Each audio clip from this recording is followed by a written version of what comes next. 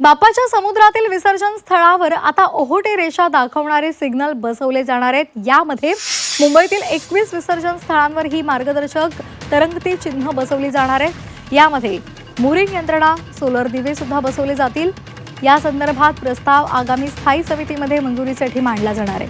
मुंबईमध्ये 43 ठिकाणी समुद्रामध्ये मूर्ती विसर्जन होतं आणि या 43 ठिकाणांपैकी संवेदनशील 21 ठिकाणी मरीन नेव्हिगेशन बॉईज बसवले जाणार आहेत।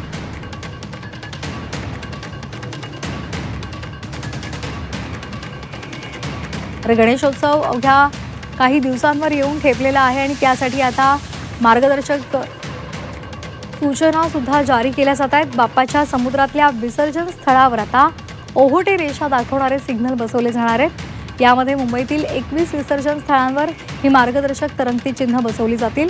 यामध्ये मुरिंग यंत्रणा आहे, सोलर दिवे या सगळ्या गोष्टी बसवल्या जाणार आहेत। त्या संदर्भातला प्रस्ताव आगामी स्थायी समितीमध्ये मंजुरीसाठी मांडला जाणार आहे।